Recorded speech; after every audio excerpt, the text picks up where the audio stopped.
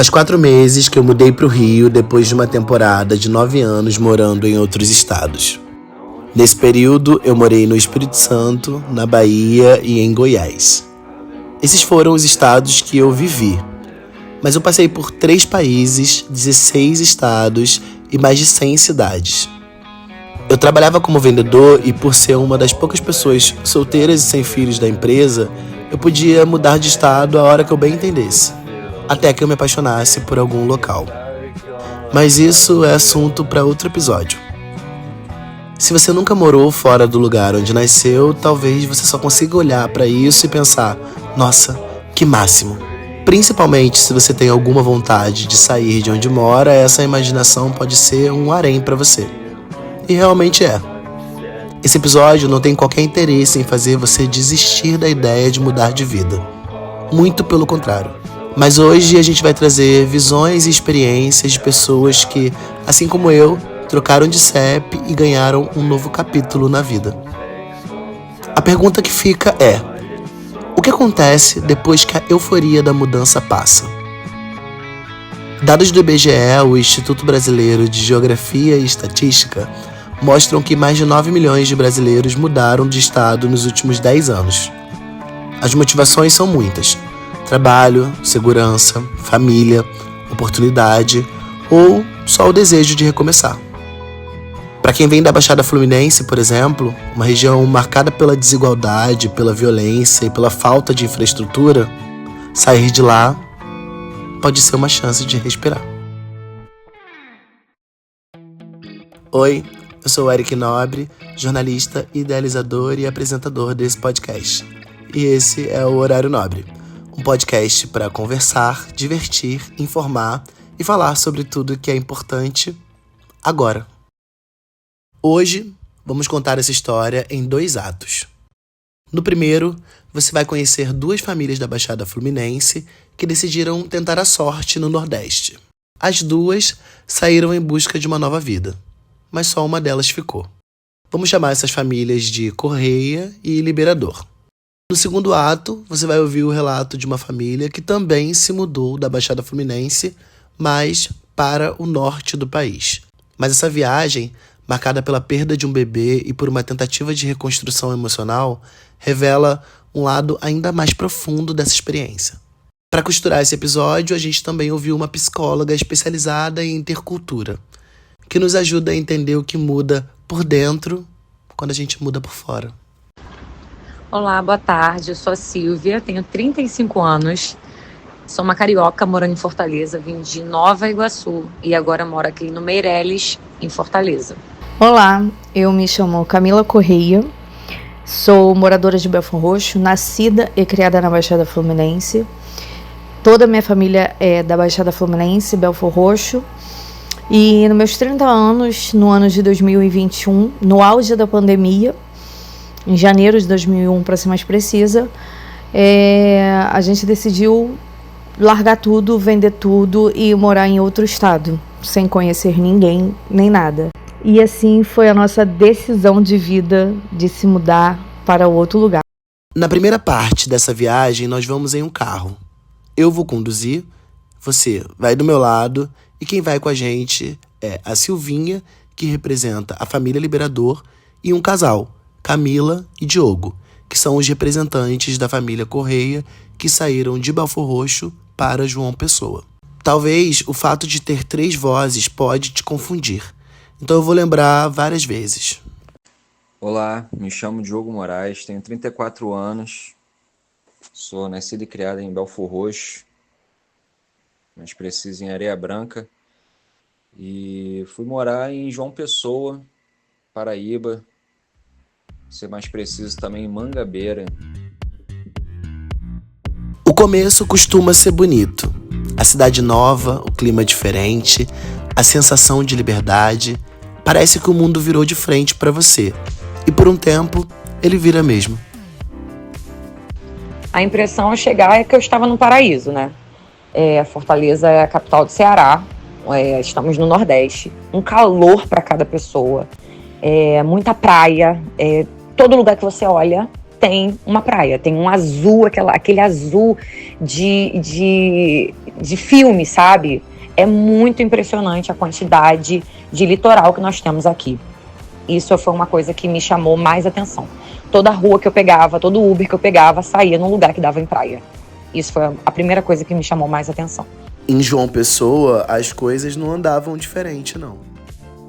Literalmente, quando cheguei lá, é de estar no paraíso, porque tudo era alegria, né? Tudo era festa, tudo perto, comércio, tinha de tudo. Não faltava sequer um banco onde fomos morar. E a segunda impressão que eu tive é que parecia que eu estava em Madureira, porque é literalmente um centro comercial imenso. O bairro onde fomos morar, em Mangabeira, que tinha de tudo. De novo, a Camila, esposa do Diogo. Assim que a gente chegou em João Pessoa, as impressões foram as melhores possíveis, né? Nós escolhemos morar num bairro, o nome se chama Mangabeira. Ele é tão grande que possui 8 mangabeiras, né? Esse bairro ele queria até ser emancipado de João Pessoa, de tão grande que ele é. Nós morávamos numa rua que parecia, vamos dizer o centro do Rio. E a gente estava a 10 minutos da praia. Então, assim, a primeira impressão que a gente teve de João Pessoa era divina. Às vezes eu estava fazendo almoço em casa e meu marido, vou ali dar um mergulho na praia com as crianças. Ele pegava o carro, mergulhava com as crianças e voltava quando o almoço estava pronto. Então aquilo ali enchia os olhos da gente, sabe? Eu também saí da Baixada Fluminense para um lugar que tinha mais oportunidade de vida, qualidade e também segurança. Então eu consigo, só de ouvir, sentir o que eles sentiram de estar em um lugar cheio de oportunidades e de belezas naturais. Vamos ver como é que estavam as coisas lá em Fortaleza, voltando com a Silvia. Sim, é aquele sonho de criança, sabe? Quando eu venho de uma família muito humilde e eu lembro poucas vezes que a gente teve acesso à praia e poucas vezes que a gente teve condição de ir fazer um passeio, coisas desse tipo na infância. E hoje a gente mora na rua de trás da praia, então, quer dizer, é uma mudança muito grande e a minha criança interior, ela surta. Tem dias que eu acordo, que eu vou na varanda e olho o mar e eu não acredito no que eu tô vendo, porque é algo assim que mexe muito, né? Da onde a gente vem. Eu sou de Nova Iguaçu, perto ali, divisa com Belfor Roxo. Então, é uma diferença de ambiente muito grande. É uma diferença de cultura muito grande. É uma diferença de você saber que você tá num lugar que você não tem ninguém próximo, você não tem ninguém, mas que as oportunidades não param de surgir à sua frente, assim. São muitas e muitas e muitas oportunidades. Esse primeiro momento é quase um delírio coletivo. Tudo parece certo, tudo parece melhor, e o passado, com seus problemas e suas raízes, fica para trás. Mas depois da fase da lua de mel, a vida real começa a bater na porta. É quando a euforia dá lugar à rotina, e o que era novidade vira desafio. E foi se tornando comum.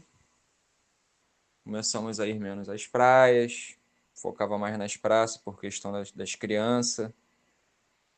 E ao passar do tempo foi virando parte do nosso cotidiano. Passava em frente à praia, já quase não parava. Costumava ir mais quando minha mãe via ficar conosco e até poder sempre fazendo algo diferente, a gente ia mais.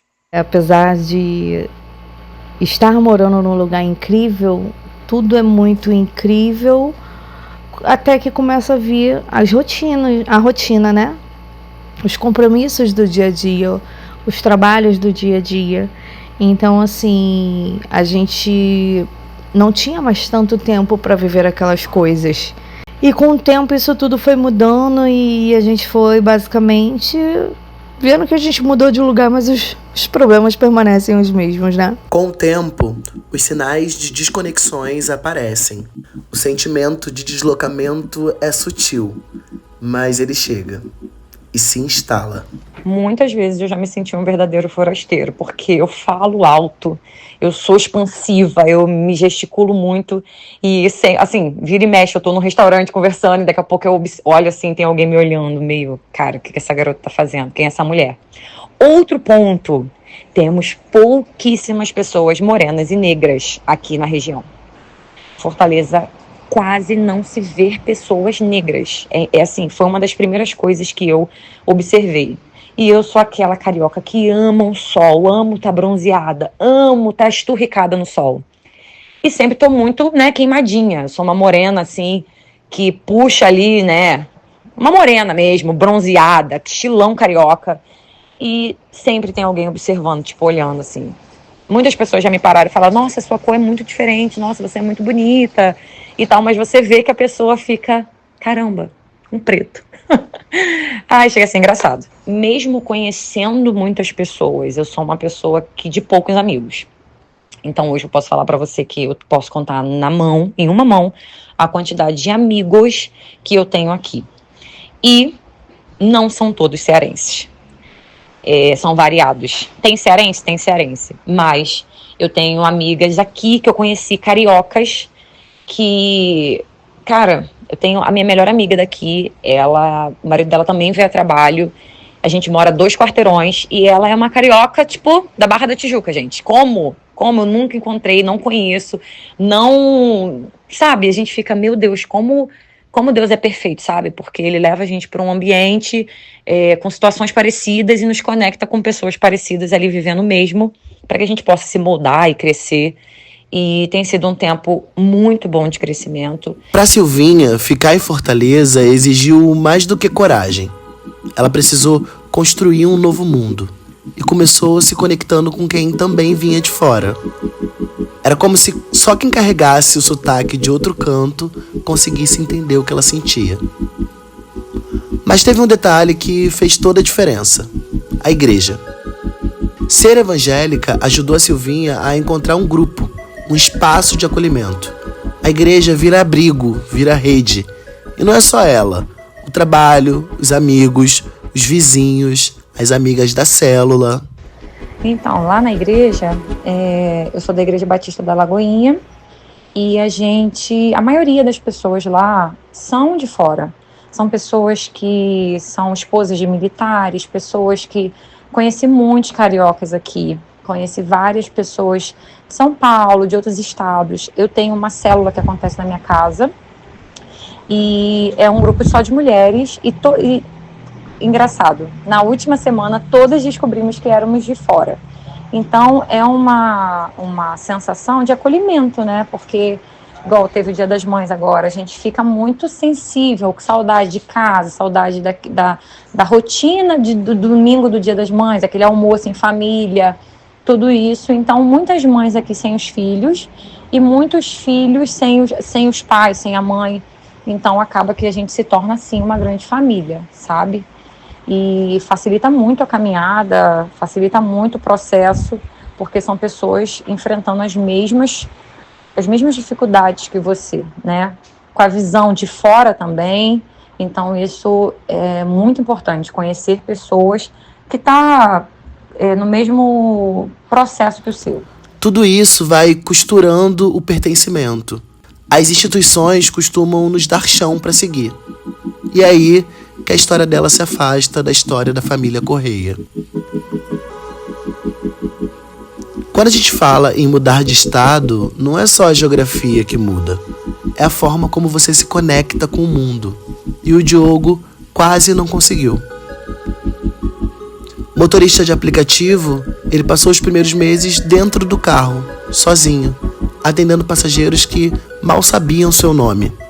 E foi durante a pandemia, sem igreja, sem vizinhos, sem grupo de apoio. Quando passou o momento de adaptação, né, de conhecer o local, como eu trabalhei de Uber lá, acabei conhecendo muito rápido todos os lugares que você possa imaginar. Fui literalmente da comunidade à área nobre de João Pessoa. Com o passar do tempo, por mais que eu tentasse estar nos lugares, estar presente, eu sentia que eu não era dali. Por mais que as pessoas buscavam estar sempre me chamando para sair, para ir nos lugares, eu me pegava em certos momentos olhando assim e vendo que tava bom em estar ali, mas também não era o que eu imaginava. Não me sentia à vontade, literalmente, como me sinto em Belford Roxo. Eu acho que não foi tempo bastante, esse 1 ano e 11 meses, para eu me sentir como parte. Por diversas vezes eu me pegava pensando se a escolha que eu fiz foi certa. Me pegava tomando minha cervejinha ali de canto e pensando no meu pai. Nossa, eu não podia ouvir uma música que chorava lembrando dele, pensando nos amigos. Sempre que eu buscava ir em algum canto, algum barzinho local, ficava sempre observando e imaginando os amigos, meus amigos estando juntos, amigos ali presentes. Não adianta, a vibe, a nossa vibe, nosso estilo de vida carioca de ser é diferente. Para Camila, a esposa dele, a experiência parece ter sido até um pouco diferente. Ela fala que conseguiu criar uma boa rede de apoio, mas ela teve o trabalho presencial como um grande trunfo. Para mim foi mais fácil quando eu estava trabalhando fora. Eu acabei tendo um ciclo social. Emocionalmente falando, para mim, Camila, foi maravilhoso, foi muito bom para mim. Não foi bom para meus filhos e para o meu marido, porque eles ficaram sem esse ciclo social, esse laço afetivo, sabe? Já para mim foi incrível, porque eu conheci pessoas maravilhosas que eu carrego para minha vida até hoje. As meninas do Ilha, do Canoa, do Terraço Branco, foi que viraram a minha família, assim, minhas amigas, onde eu chorava com elas, eu sorria, e eu trouxe o meu marido para esse meio também. Os meus amigos acabaram se tornando os amigos dele também, e era onde ele também se sentia mais acolhido, onde a gente já tinha onde sair, algum lugar para frequentar.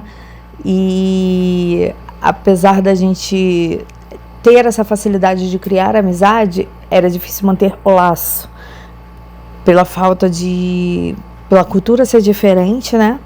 E pela rotina também. Uma coisa é não se adaptar ao clima, ao trânsito, ao preço da feira. Outra é não conseguir se ver naquele lugar. Eu tive muito essa questão de não conseguir me controlar, de saudade, de entender que a vida é dessa forma, de algumas vezes eu me isolar, chorar. Confesso que a ansiedade com a depressão batendo ali na porta, certas vezes, maioria das vezes, né, tentava bater ali, a ansiedade gritava muito mais, por medo do amanhã, de saber se eu estava fazendo a escolha certa, deixando minha família para trás, sem saber se meus filhos precisavam estar perto o tempo todo realmente dos avós. E eu acho que foi o que acabou acontecendo, foi um dos motivos pelo qual voltamos. E ficou aquela marca, né? Eu ainda fico com aquela questão de fiz a escolha certa de vir embora também, era para ter aguentado um pouco mais. Construir uma nova vida exige mais do que coragem. É tentar se encaixar sem se prender. É como chegar atrasado e sozinho numa festa onde todo mundo já se conhece. Você pode amar o lugar e ainda assim não se sentir parte dele. Toda mudança tem um preço. Às vezes ele é justo, outras pesado. E aí que vem a pergunta: vale a pena? Essa foi a resposta da Silvia, que ainda mora em Fortaleza e não tem nenhuma pretensão de voltar para Nova Iguaçu. Se eu posso dar um conselho para alguém que nunca saiu do lugar que mora e pode fazer isso, se arrisque enquanto você pode, sabe? Eu acho que é melhor você ter aquela sensação de lá na frente falar, caramba, eu vivi isso e não deu certo, do que você falar, caramba, será que daria certo? Por que eu digo isso? Porque quando hoje nosso filho tem 9 anos, a gente veio pra cá, ele tinha 7. Quando o nosso filho tinha 6 meses, o meu marido recebeu uma proposta para ir para Portugal. E por influência da nossa família, nós não fomos, porque nós éramos muito jovens, com um bebezinho de colo, e acabamos perdendo essa oportunidade. Era para ele fazer um mestrado numa faculdade em Coimbra, que é uma das melhores faculdades de engenharia do mundo. E pela influência da família, tudo, nós decidimos não ir. E logo após, passou um tempo, veio a pandemia e o meu marido ficou desempregado durante um tempo enorme. Então, assim, às vezes tem oportunidades que batem na nossa porta para nos preparar para algo lá na frente. E depois, quando veio a pandemia, a gente ficava, poxa, se a gente tivesse ido, será que nós estaríamos desse jeito? Será? Se nós tivéssemos ido, como seria? Essa sensação foi uma sensação que pesou muito quando a gente recebeu a proposta para vir para Fortaleza. Que a gente hoje caso alguém chame a gente para ir para mais algum lugar, nós não pensamos mais, será? Não, nós pensamos o que é melhor para nossa casa, melhor para nossa família e tomamos uma atitude em conjunto. São dois caminhos, nenhum certo ou errado, só diferente. E às vezes, voltar pode fazer muito bem. Nossa, quando eu e minha esposa conversamos em pensar em voltar, né, para Belford Roxo, era o pensamento de tristeza e de euforia interna absurda, coisa que eu não tentava, né? Achava que ninguém via. Eu por dentro eu estava em êxtase, porque 1 ano e 11 meses para mim foram assim, dilacerantes em relação à família e amigos. Quando a gente decidiu, foi de uma hora para outra, vendemos tudo, assim como a gente fez, que eu não comentei, para ir para João Pessoa, né, que anunciamos, vendemos tudo. E eu estava em festa, não via a hora de poder chegar em Belford Roxo, pelo incrível que pareça, e estar com a minha família, e estar ali presente com os amigos. E foi uma sensação maravilhosa. Para mim, fez muito bem. Foi assim, eu não queria ser de uma pessoa, mas ao mesmo tempo retornar pros meus, né?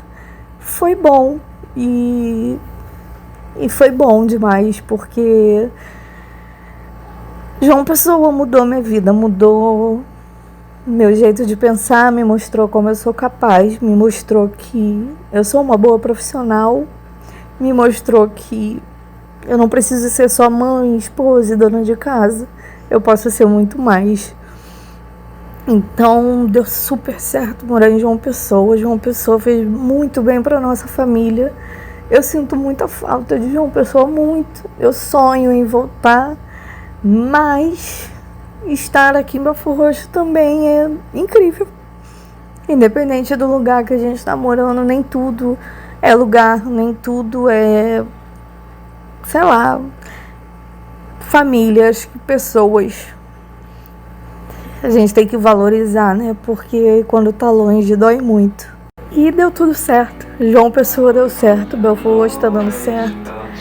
E Deus na frente, acima de tudo, é o que faz tudo dar certo. Então, foi bom retornar. Mudar de CEP é mudar de fuso emocional.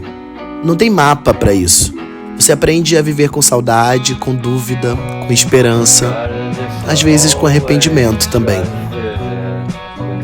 Eu voltei pro Rio depois de 9 anos na estrada, não porque deu errado, mas porque era a hora. Quem ficou por aí tá tentando construir uma nova história com as peças que tem. Esse episódio não é um conselho, é um convite à escuta. Porque voltar não é um fracasso. E ficar não é vitória. Às vezes, só é.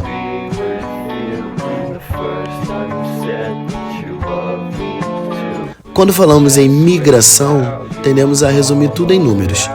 Quantas pessoas foram, quantas voltaram, para onde, por quê. Mas o que nunca aparece nas estatísticas é o que acontece no meio do caminho. O que ninguém conta é que cada mudança de CEP carrega uma mudança de linguagem, de clima, de afeto e até de corpo. A família Correia voltou para o Rio para abraçar a família depois de uma situação de necessidade pessoal. A família Liberador ficou e decidiu construir raízes mesmo com a saudade na mala. Mas há histórias que não cabem nessa equação de ficar ou voltar. Histórias em que a linha do tempo se curva e que o recomeço pode não chegar. Porque algo inesperado transforma tudo.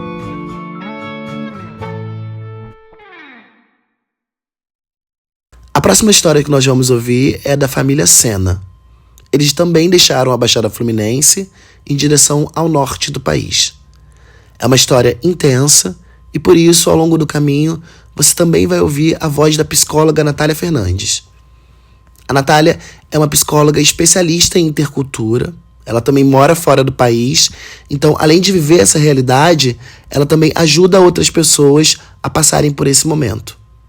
E eu escolhi fazer com que a Natália costurasse a fala da Karine, até para ter um pouco mais de cuidado com o relato dela e com a história em si.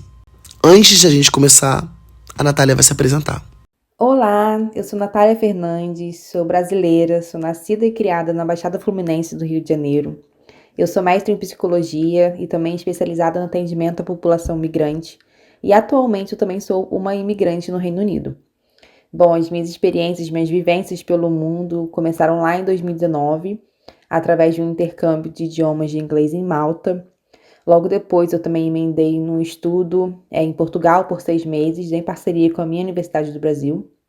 E depois dessa experiência como intercambista, que foram assim muito transformadoras para mim, eu queria mais, sabe? Mas eu sabia que para poder me adaptar no exterior, para poder construir, né, a minha vida fora, eu precisava da fluência no idioma inglês, que até então ainda não era o suficiente, sabe? E nesse desejo, né, nessa motivação que eu fui para na Inglaterra em 2020 para poder aprender o inglês de verdade. E depois, então, de um período de retorno ao Brasil, eu sabia que eu queria voltar, que eu queria viver uma nova experiência migratória. E foi aí que eu encontrei na bolsa de estudos de mestrado uma oportunidade para poder estudar na Inglaterra e construir a minha vida aqui no país. Então, fazem quase aí 5 anos que eu moro no Reino Unido e eu uso da minha bagagem, né, de conhecimento, da minha bagagem teórica que eu fui acumulando durante esse tempo e também da minha própria experiência migratória para poder acolher brasileiros aí pelo mundo. Enquanto a Natália entende a dor de quem migra por dentro e por fora, a Karine carrega essa dor na própria pele, no corpo, no tempo. Agora é ela quem conta. Oi, sou Karine Sena, tenho 30 anos, nascida em Belford Roxo, criada em Nova Iguaçu, ambos municípios da Baixada Fluminense, do estado do Rio de Janeiro. E após 26 anos morando no mesmo lugar, na mesma cidade, afins, eu morei por 3 anos em Porto Velho, capital do estado de Rondônia, no norte do país. O norte do Brasil ainda é um mistério para a maior parte dos brasileiros do sul e do sudeste, mas tem sido escolhido por quem busca qualidade de vida, oportunidades ligadas à expansão urbana e até silêncio. Migrar para o norte é cruzar por um Brasil muitas vezes invisibilizado. Um Brasil amazônico, com suas particularidades climáticas, culturais e sociais. Para a família Sena, que se constituía ali, as mudanças climáticas ficariam em segundo plano, já que a própria construção da família era o que de mais novo eles estavam vivendo. Meu marido, que na época era meu namorado, foi o verdadeiro ponto de partida para essa decisão. Ele que já havia morado em outros estados e já tinha essa experiência, naquele momento ele veio até mim com uma boa oportunidade na carreira dele, que refletia diretamente no nosso futuro juntos, na qualidade de vida da nossa família em geral, e principalmente na questão financeira, que seria muito válida para nós naquele momento. Eu morei por lá basicamente durante 3 anos, e ao longo do tempo, logo nos primeiros meses, eu acho que o que vai mudando primeiro é porque a gente chega naquela euforia, né, de viver o novo, com aquele gás, aquela ansiedade de conhecer, de sentir como é que é morar num lugar totalmente diferente de onde você cresceu. O que a Karine e as outras famílias viveram, e toda pessoa que imigra, é chamado na psicologia de fases da imigração. A primeira delas é a lua de mel, que é essa que ela está contando. Aqui a psicóloga Natália Fernandes vai falar pra gente um pouco mais sobre isso. Então, dentro da psicologia intercultural, que é esse campo de estudo que busca entender quais são as consequências psicológicas de comportamento a partir do encontro entre 2 culturas, né, entre 2 grupos culturais, tem alguns modelos, né, de teorias que vai para poder explicar a nossa adaptação cultural. E aí tem o modelo da curva em U, de adaptação cultural, que talvez você já tenha ouvido falar, que é aquela fase que explica pela fase da lua de mel, do choque cultural, do ajuste e da adaptação. Que a lua de mel é onde você está muito entusiasmado pela novidade do local, está muito encantado com o novo, tá muito admirado pela beleza do lugar. Também experimenta uma sensação de felicidade, né, por realizar um sonho. E é onde você, naquela fase onde você ainda tem uma visão, né, muito romântica. A fase da lua de mel dura tempo diferente para cada pessoa. É uma questão bastante individual. Mas para a família Sena, a lua de mel durou 6 meses. Quando isso vai passando, e aí quando vai passando e você vai se firmando na sua nova realidade, na sua nova rotina, e daí sim que a sua ficha começa a cair. E você tem 2 caminhos a serem seguidos: o choque ou o bola pra frente. Mesmo sem estudar psicologia, a Karine deu exatamente o nome do evento que a psicóloga vai descrever: o choque. E aí tem a fase do choque cultural, né, onde você está literalmente em crise, né, e aí você experimenta então uma desorganização, né, de ordem cognitiva e também afetiva, por exemplo, ao viver as burocracias do local, né, na renovação de um visto, construir a sua carreira, encontrar moradia, ao mesmo tempo que lidar com todos esses desconfortos emocionais de, por exemplo, não se sentir que você pertence, sentir que não está no controle, sabe, da sua própria experiência. É uma fase também onde as dúvidas e as incertezas elas são muito frequentes, de, poxa, será que eu fiz a coisa certa, sabe? E também o lidar, né, muito com a experiência emocional também da ansiedade, da raiva, o medo do novo, a saudade também de quem ficou e frustração de ainda não ter conseguido, por exemplo, alcançar aquilo que você esperava, a frustração do seu plano migratório de não estar indo como você desejava e experienciar também, por exemplo, um isolamento, né, que é um dos desafios também bem grandes dos imigrantes. A família Sena resolveu dar um passo atrás. Infelizmente, no meu caso, eu, mesmo não sendo uma pessoa super apegada à família, daquelas que sempre está se reunindo com os parentes e afins, eu senti o choque. E dali, com apenas 7 meses morando lá, eu tive que voltar para minha cidade. Tive que voltar para o Rio de Janeiro. Após algumas crises inesperadas de ansiedade e até mesmo uma bem puxada de pânico, onde eu percebi que nada era um conto de fadas, né? Porque, no meu caso, mudar drasticamente de lugar, construir uma família dali, casamento, dividir uma vida a 2, criar minha filha longe de toda a rede de apoio que eu sempre tive. Ela estava com 5 aninhos. Ter que me abster de trabalhar fora para cuidar exclusivamente de casa, família, realmente foi muito para mim. Porque no meu caso eu não estava vivendo uma única novidade. Não era... no meu caso não era morar em outro estado. Absolutamente tudo que eu estava vivendo era novo. E realmente não é nada fácil. Isso que a Karine descreveu, a psicologia explica como lutos. Sem dúvida que mudar de cidade, mudar de uma região no país, ou até mesmo fazer uma mudança internacional, te traz muitos ganhos, né? Nos traz muitos ganhos, porque só talvez de mudar o ambiente, isso já te traz muitas coisas que, né, a vida em um outro local não estava te dando. Só que viver nessa experiência também entrar em contato com as perdas, porque a gente não tem como ganhar, né, a todo momento. E aí, essas perdas, né, vivenciar essas perdas, esse distanciamento com os elementos, ele é explicado pelo luto migratório na psicologia intercultural. E eu quero te explicar hoje que o luto migratório, ele é um luto diferente. Então, por exemplo, ele vai ser um luto parcial onde você não tem uma perda total com o elemento, mas sim uma perda, uma separação. É um luto também que pode ser recorrente, né? Porque ele pode ser revivido. E também é um luto múltiplo, onde você não perde, né, só uma coisa, mas sim várias. E tem essa teoria dos 7 lutos migratórios, onde, por exemplo, fala do luto da família e dos entes queridos, que é essa dor, né, e o sofrimento que são causados pela separação física, pela separação afetiva, né, e simbólica, assim, da nossa família.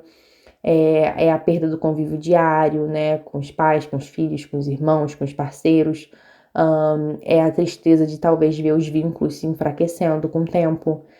E esse luto, ele também ele é muito vivido também pelos imigrantes com muita culpa, sabe? Aquela culpa do abandono, a culpa do não poder ter levado junto.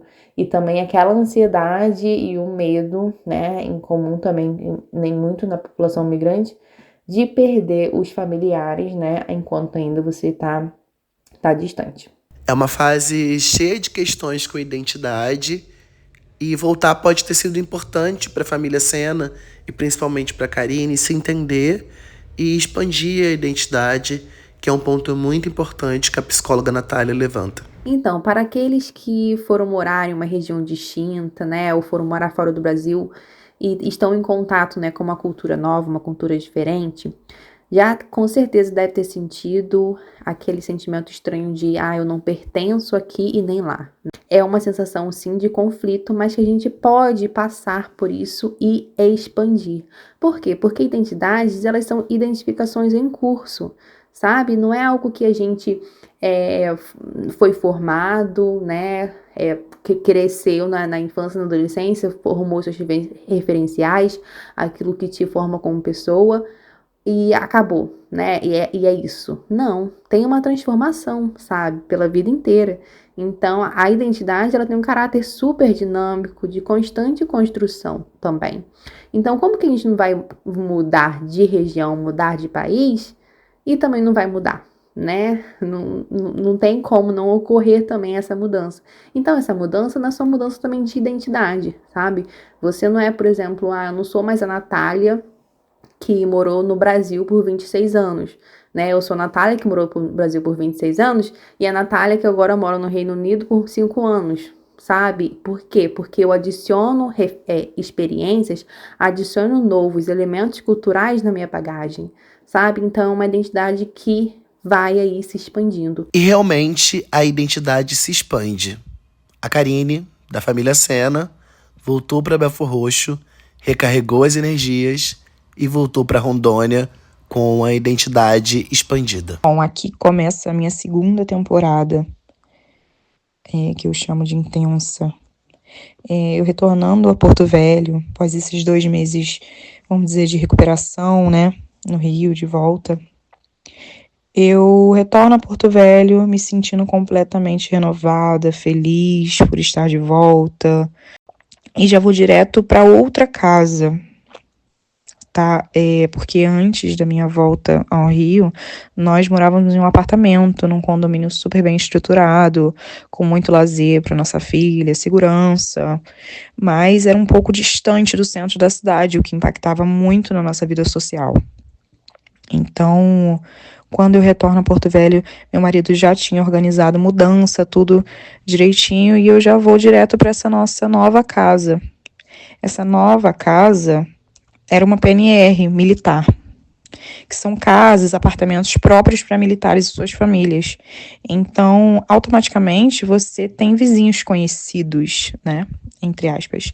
Não necessariamente é certeza de que você vai ter alguma proximidade íntima ou amizade com essas pessoas, mas no mínimo você já não se sente tão só, porque são pessoas do seu lado vivendo o mesmo que você.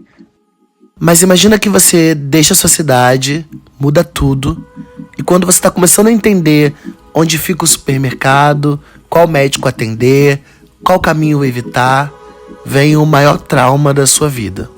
Não tem mãe por perto, não tem amiga de infância, nem aquele colo conhecido que resolve tudo sem falar nada.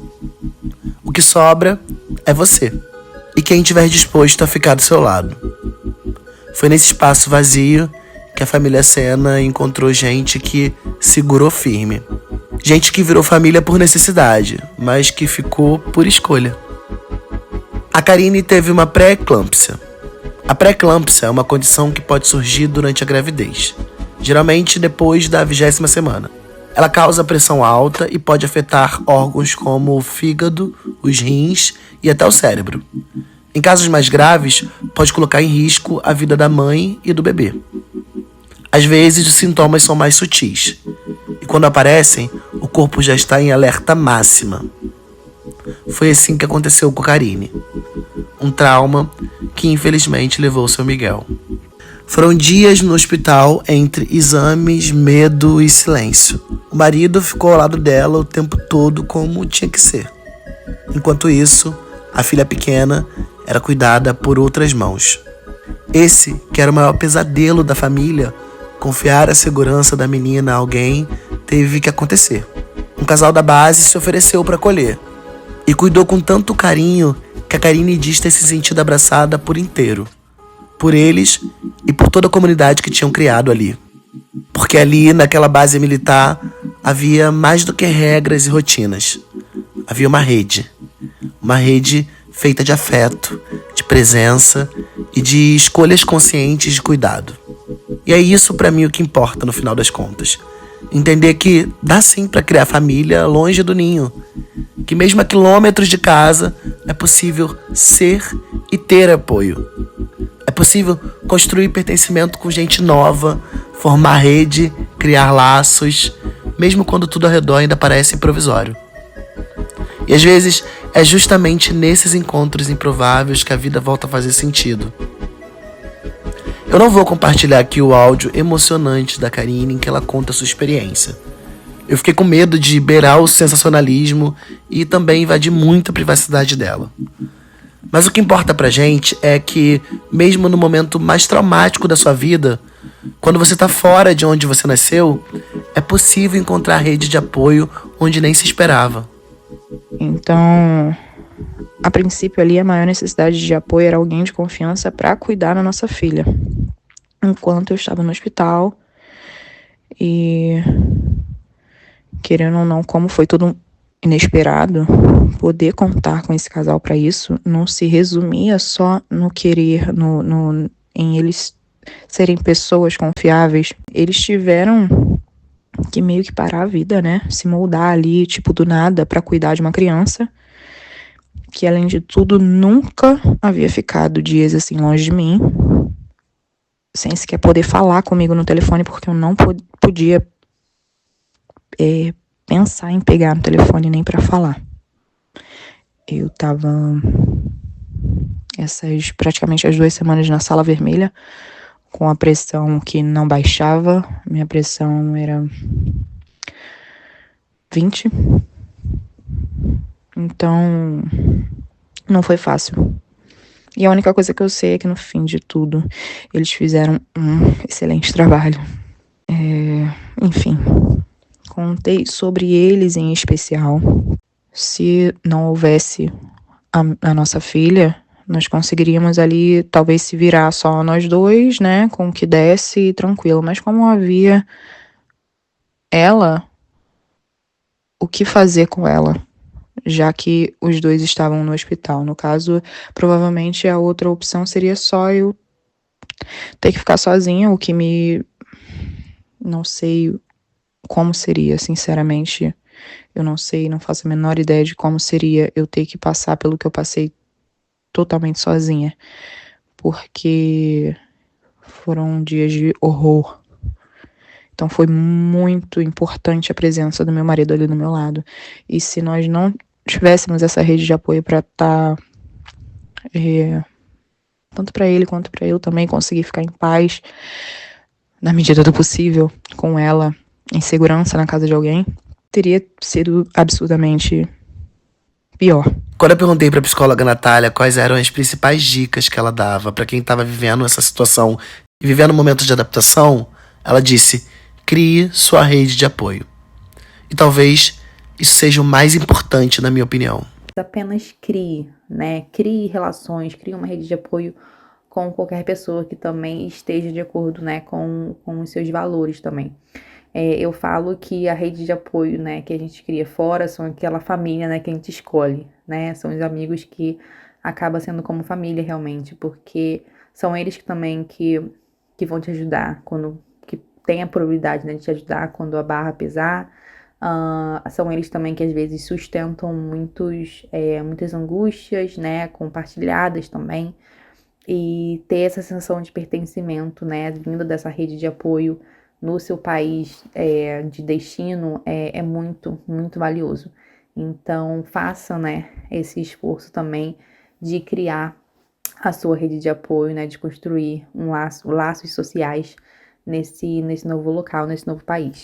Eu ressaltei esse casal, a importância da rede, do apoio deles, porém, durante absolutamente todo esse processo, desde o dia que eu me interno até o pós, nós tivemos total ajuda, suporte, presença de todos os nossos amigos de lá.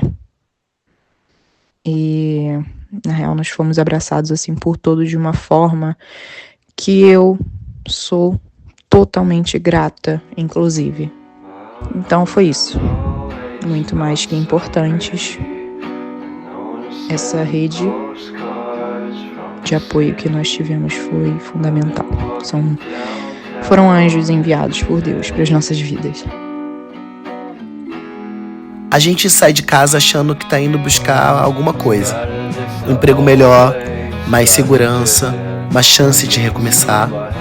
Mas no caminho a gente descobre que também tá deixando muita coisa para trás. O cheiro da comida da mãe, o abraço de quem a gente conhece desde criança, a certeza de que se tudo der errado, alguém vai estar por perto.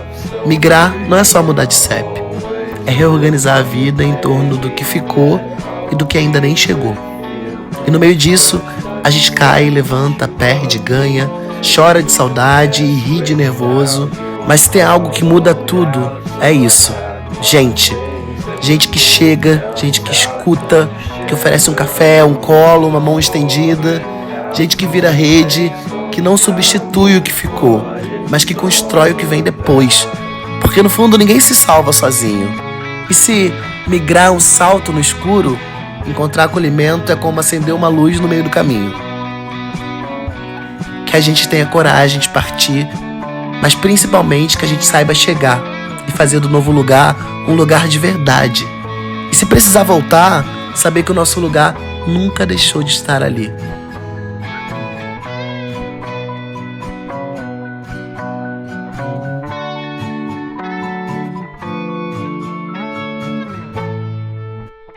Esse foi o episódio piloto do Horário Nobre e hoje a gente dividiu histórias de mudança, dor, reconstrução.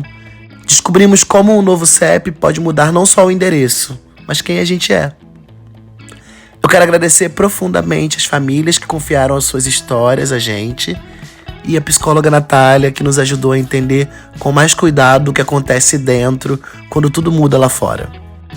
Inclusive, a minha conversa completa com a Natália você vai poder ouvir num conteúdo extra aqui do nosso podcast. O Horário Nobre é um projeto independente feito com jornalismo, escuta e coração. Se esse episódio te tocou de alguma forma, ajuda a gente a seguir contando histórias como essa. Curta, comente, compartilhe, porque apoio também se constrói assim, em rede. Eu sou o Eric Nobre e a gente se encontra no próximo episódio. Um beijo.